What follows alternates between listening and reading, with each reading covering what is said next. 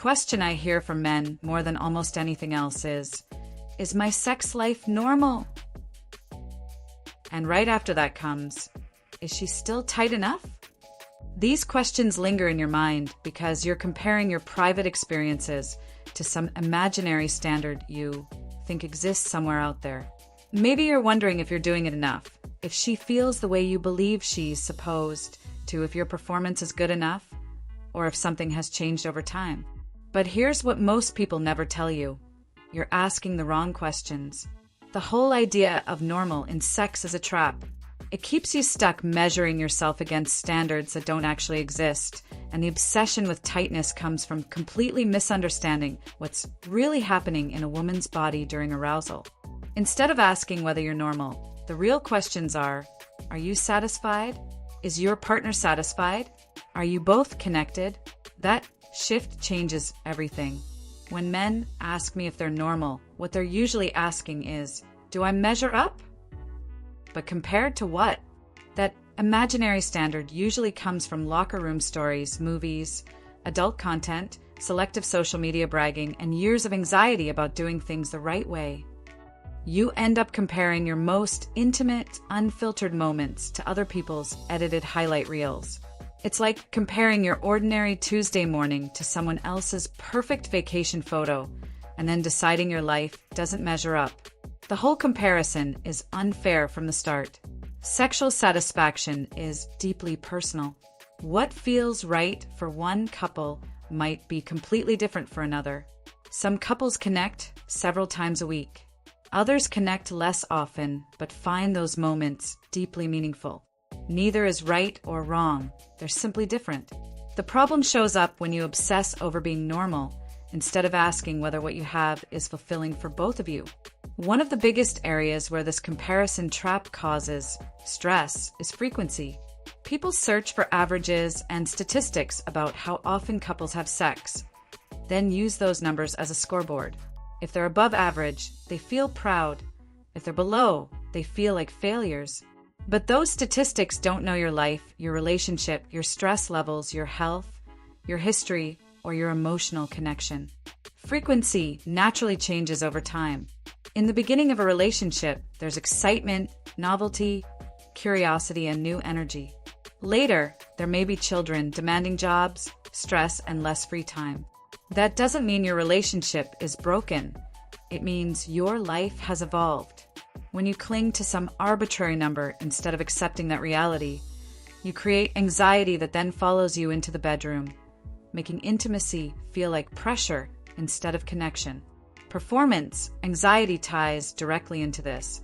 When you constantly measure yourself against what you think other men are doing, how long they last, how many times they can go, how intense everything looks, you turn intimacy into a test.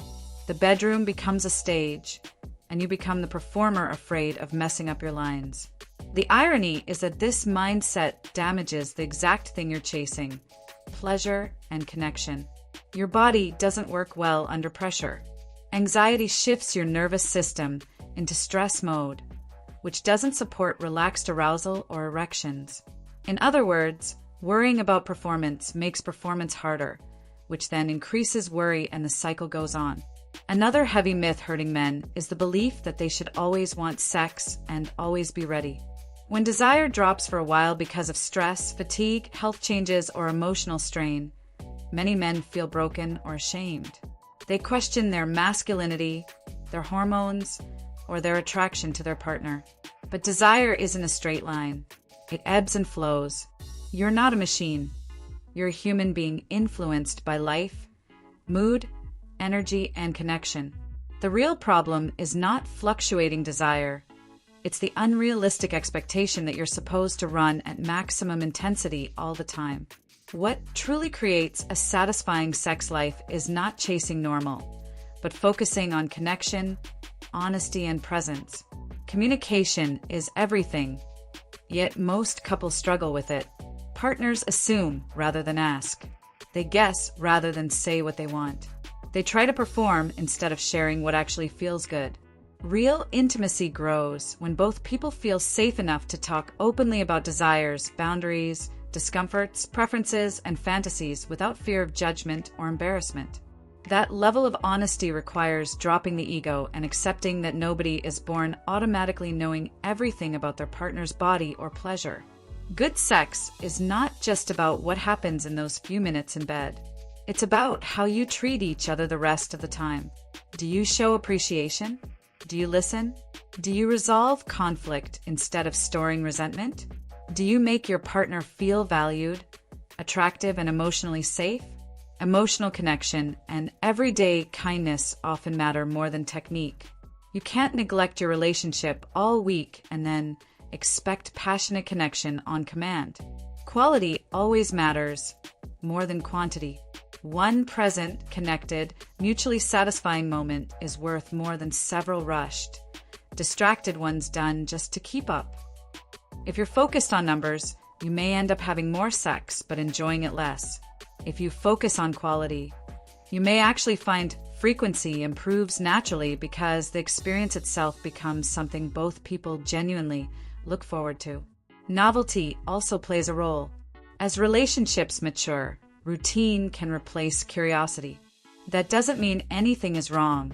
It's simply what happens when something once new becomes familiar. However, staying curious about each other, trying new things, changing pace, talking about fantasies, exploring comfort zones, keeps intimacy alive.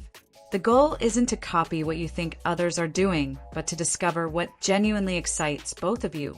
Now, let's talk about the question that quietly bothers many men: vaginal tightness. This topic is surrounded by harmful myths. One of the most damaging is the idea that tightness reflects a woman's sexual history. It doesn't. The vagina is muscular and designed to stretch and return to its resting tone.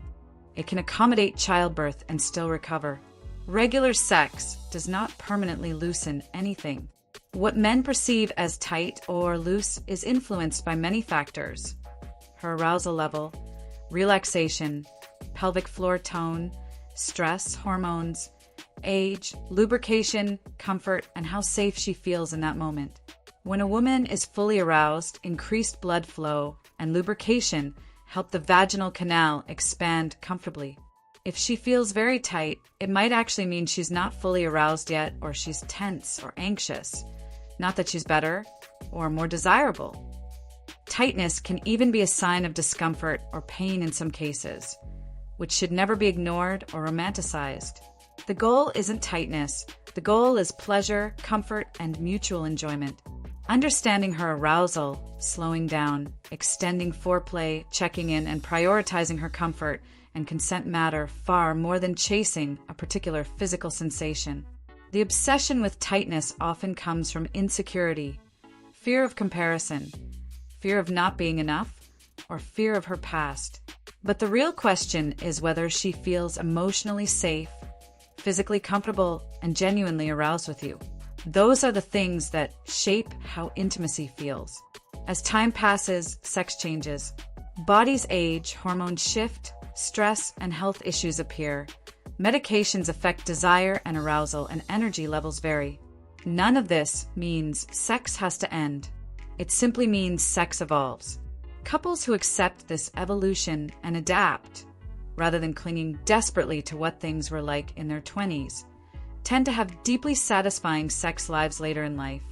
Flexibility, humor, patience, and tenderness become more important than chasing old versions of yourself.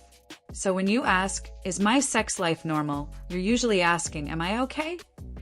And the real answer is yes, if you and your partner feel safe, connected, honest, and satisfied. The standard isn't what other people claim to be doing. The only meaningful standard is whether both of you feel respected, desired, heard, and fulfilled. If any of this resonates with you, let it be an invitation to stop measuring and start experiencing. Be present instead of performing. Be curious instead of comparing. Talk more, assume less. Focus on connection, not just mechanics. If there is pain, persistent dysfunction, or deep distress, remember that professionals exist for a reason. Seeking help isn't weakness, it's responsibility to yourself and your relationship. And here's something important to add as we wrap up. A great sex life is not built on perfection.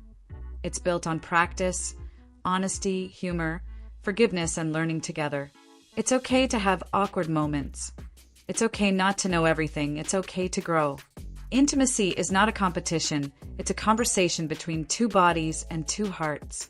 When you let go of the need to be normal and focus instead on being present and kind, everything begins to change for the better.